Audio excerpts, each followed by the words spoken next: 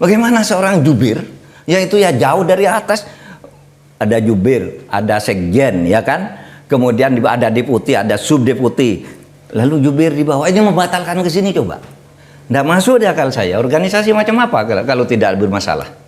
Nah, tentu KPK-nya sendiri ya juga memang mungkin ada ketersandraan atau apa. Iya. Coba ya, lu bayangkan yang sekarang nih, saat kita bicara ini. Kan agak lucu ya, Ketua KPK siapa? Nawawi Pamulango, kemudian Alexander Marwata bilang bahwa Kaisang itu harusnya dipanggil. Betul. Iya kan? Untuk klarifikasi. Tapi dibantah oleh seorang jubir juga. Jubir nggak bisa katanya. Masa jubir bantah atasannya? Harusnya jubir bilang ke atasannya, lalu atasannya yang meralat, kan gitu. Ini kan berarti sudah ada kendali dari luar. Iya kan? Nah, masuk akal, saya baru lihat sekarang jubir membatalkan pernyataan ketuanya. Sehingga KPK jadi maju mundur Pak sekarang. Ketika panggil tidak. Kayaknya mundur sih, bukan maju mundur lagi. Mundur subversif. Pada akhirnya KPK juga menyesuaikan dengan cuaca yang ada di luar gitu. Cuaca yang ada, pasti ini dikendalikan orang, pasti gitu kesimpulan orang lah. Gitu. Baru kemarin bilang mau manggil, sekarang enggak bisa katanya. Bilang gitu, itu sudah diserahkan ke bagian apa namanya pusat. Pada saat Pak Mahfud sebagai Menko Polhukam itu untuk kasus KPK ya. Pernahkah terjadi sebuah peristiwa atau sebuah kasus di mana kemudian Pak Mahfud tak tahu menahu pada sebuah peristiwa besar di KPK, tapi ternyata ada sesuatu terjadi? Pernahkah terjadi itu, ada informasi bahwa itu karena ada tentakel dari istana sampai ke sana? Oh enggak, kita melihatnya itu sama aja dengan masyarakat awam, kok begitu sih gitu. Tapi kalau yang ke saya itu yang justru memperlancar, ya misalnya yang memperlancar itu yang kasus gubernur Papua, Lukas NMB, itu kan sulit sekali ditangkap lah gitu. KPK kesulitan gitu. Ya akhirnya saya turun koordinasi kan untuk menjelaskan ini saja, korupsinya harus ditangkap dan sebagainya. Masih macam-macam, malah kita mau digugat segala. Akhirnya kita kerja sama-sama ya ketangkap gitu.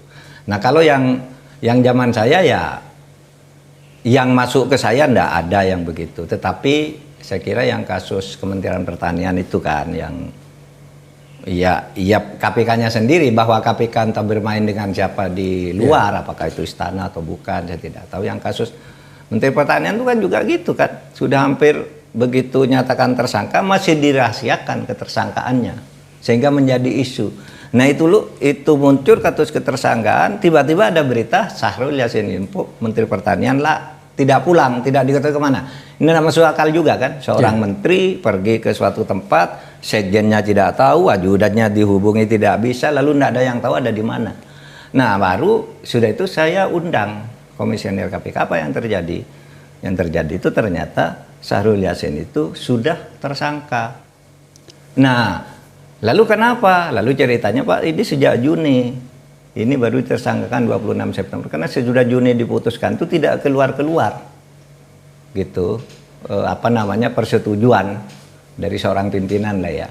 Sehingga ketika pimpinan sedang keluar ditandatangani berempat aja. Kita dengarkan itu. Kita dengarkan itu. Ditandatangani berempat, lalu ya itu saya duga, ini feeling saya, ini kalau tidak ada yang tahu bahwa sudah tersangka itu lari dulu, nanti yang di luar pulang kan, yang di luar anggota KPK pulang lalu dibatalkan lagi kan, kira-kira. Maka saya bicara, itu udah tersangka loh, kalau enggak bisa dikejar oleh Interpol, saya bilang. Nah pulang langsung diproses di KPK betul. Oke, kita bicara tentang perilaku kekuasaan, tidak untuk kembali, tetapi ini yang fenomena yang paling sering terjadi atau paling jelas terbaca di pemerintahan Pak Jokowi, Pak. Apa itu? Seluruh elemen politik itu menyerahkan diri kepada kekuatan politik Pak Jokowi. Iya, betul. Kami nggak ngerti juga apa masalahnya. Tapi orang mengatakan itu karena pendekatannya pada kasus hukum gitu ya. Tapi pada saat yang bersamaan, kita melihat bagaimana karpet merah yang tebal, indah kepada investor. Kita tidak menolak investor, tetapi yang kita baca itu bahwa terlalu mewah perlakuan itu. Yang terakhir yang membuat saya harus bertanya seperti ini adalah teriakan Said Didu dari PIK itu ya. Iya. Saya ingin mengundang Pak Said untuk mengkonfirmasi dan mencoba untuk mengidentifikasi apakah gugatannya sesuai dengan data atau tidak. Tapi kepada Bapak yang pernah membantu Pak Jokowi, seharusnya seperti apa sih pemerintahan yang akan datang dengan melihat apa yang telah terjadi di pemerintahan ini? Apakah harus meneruskan kebijakan seperti ini atau tidak, Pak? Menurut saya enggak sih, teoritis juga tidak harus meneruskan. Bahwa mau meneruskan itu baik, cuma itu harus ada perbaikan-perbaikan. Itu kan gunanya ada pemerintah baru kan itu untuk mengevaluasi yang kemarin yang perlu diteruskan mana, yang perlu di stop mana, kan harus itu. Nah seperti perlakuan terhadap investor yang berlebihan itu, yang ternyata juga tidak banyak kan hasilnya, ya yang resmi ya. Seperti katanya waktu dulu kan IKN itu udah punya 50 triliun. Ternyata beberapa bulan kemudian nggak ada satupun. Bukan nano ya, tidak ada satupun ya yang katanya dari luar negeri 50 triliun. Dan ini udah dipertanggungjawabkan tuh. Sekarang ketika mengatakan dulu bilang ada kok sekarang tidak ada pertanggungjawaban moral sama sekali. Oh iya dulu minta maaf karena gini-gini kelirunya gitu. Lalu dibiarkan lewat begitu saja. Hal-hal yang dijanjikan menjadi tidak ada, tidak terpenuhi, tapi lewat begitu aja, tidak dipertanggungjawabkan, dibuat dengan isu-isu baru lagi yang bergelombang. Nah kalau pertanyaannya tadi, apakah harus meneruskan? Tidak menurut saya. Bahwa Pak Prabowo sekarang secara etis menurut saya mengatakan ya kita lanjutkan. Ya, kita lanjutkan, tapi melanjutkan itu kan harus dengan evaluasi. Pasti akan melakukan itu dia, saya kira tidak mau ambil risiko lalu membabi buta dilanjutkan itu, pastilah dilanjutkan. Apalagi kalau misalnya menyangkut IKN, itu kan sudah ada undang-undang, ya lanjutkan saja gitu. Dan udah jauh dari target semua kan IKN. Pertama investornya tidak ada, rakyatnya tidak ada. Ya kan tidak ada rakyatnya kan di sana, di kota, di ibu kota. Dulu kan waktu saya di sana udah janji semua, 4 Menko itu akan pindah bulan Juni. Ini udah bulan September nggak ada Menko yang pindah ke sana. Terus mau hidup di mana? Di sebuah kota katanya ibu kota, tapi rakyatnya nggak ada. Masa kota hanya ada pejabat nggak ada rakyat? Kan susah juga kan? Nggak jalan kan sampai sekarang. Sehingga nggak mungkin juga dalam setahun, kalau saya ya meyakini setahun, 2 tahun atau 3 tahun ke depan nggak bisa itu ditempati ibu kota itu, IKN itu. Ya dilanjutkan aja pelan-pelan kan nggak apa-apa. Meskipun udah tahu ya. Ya, sorry saya potong Pak, soal meneruskan atau tidak pertanyaan Pak Mas Akbar tadi. Saya pengen agak fair melihat, karena kan Pak Jokowi itu kan 10 tahun kan pemerintah ya. Dan kita lihat selama 9 tahun kan baik-baik saja. Bahkan kita Akbar ini kan timnya Pak Jokowi dulu. Oh iya dulu. Ya, saya pengen agak fair gitu. Tim mana ya, rumah transisi yang paling menonjol kali ini. Setiap hari ya dia ngomongkan. Iya, Jokowismen ini Pak, Pak Mas Akbar ini. Maksud saya gini, kita mau fair melihat. 9 tahun itu kan sebenarnya banyak yang bisa dihasilkan, tapi seakan-akan itu hilang. Dari pandangan kemarahan Pak Mahfud dalam tanda petik tadi itu, saya melihat betapa dalamnya kerusakan demokrasi yang maksudnya Pak Mahfud itu, sehingga 9 tahun ini relatif diabaikan dibandingkan dengan yang terakhir. Bagaimana Bapak bisa menjelaskan bahwa mana yang harus diikutin, mana yang tidak, sementara sisa yang terakhir yang pendek ini begitu dalam maknanya buat Bapak?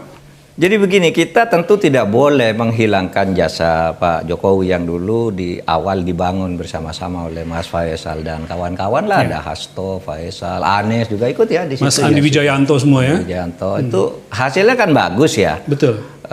Pertumbuhan ekonomi oke, infrastruktur oke gitu ya, kemiskinan menurun dan seterusnya. Bahkan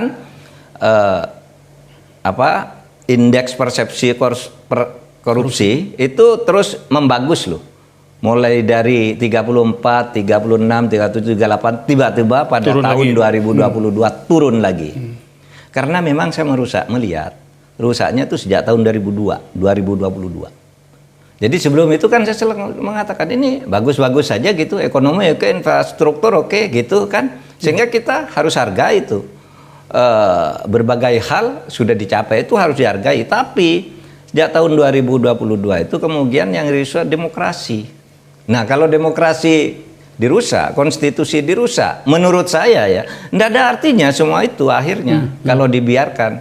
Coba misalnya sejak tahun 2022 itu muncul ide perpanjangan menjadi 3 jabatan kan. Loh ini apalagi? Nah, saya cara menghalanginya juga pada waktu itu dengan cara baik. Saya tahu bahwa ini ada yang main lah dari istana.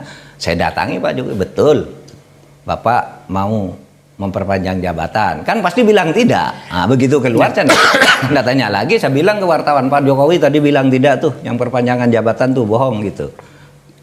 Kan saya halus cara menghalangi, tidak langsung menabrak, nuduh dia. Begitu muncul itu lagi diperpanjang dua tahun. Saya bilang, enggak tuh Pak Jokowi, Pak Presiden udah nunjuk saya dan Bu Sri Mulyani dan Pak Tito untuk menyiapkan Pak Bu Sri Mulyani anggaran, Pak Tito politiknya, peraturannya, Pak Mahfud kondisitas politiknya, BIN keamanannya gitu. Udah nyuruh tuh jalan, batal lagi kan. Nah tapi ini lama-lama makin merusak ini, ya kan? Sesudah tidak jadi 2 tahun, kemudian tentu tidak dikatakan sendiri oleh Pak Jokowi, oleh orang-orang yang bekerja untuk dia. Sekarang Gibran kan gitu kan. Secara politik orang tahu bahwa itu Pak Jokowi yang mau, yang bicara orang lain, yang bawa ke pengadilan orang lain gitu. Oke, itu terus jalan sehingga pada akhirnya yaitu saya tidak bisa berada pada tempo dengan menjelaskan secara baik, secara halus seperti biasanya. Ini harus keras karena meminjam istilahnya si Deddy Sitorus. Orang kayak gini harus dilawan kayak gini juga katanya. Nggak bisa orang gila kamu lawannya dengan cara waras. Orang gila lawan dengan gila juga. Itulah tempo saya naikkan. Gitu. Ya demi Republik. Sehingga kalau Anda tanya apa, Anda ada jasanya Pak Jokowi banyak. Sampai saya meyakini sampai tahun 2022 itu ya masih oke-oke saja.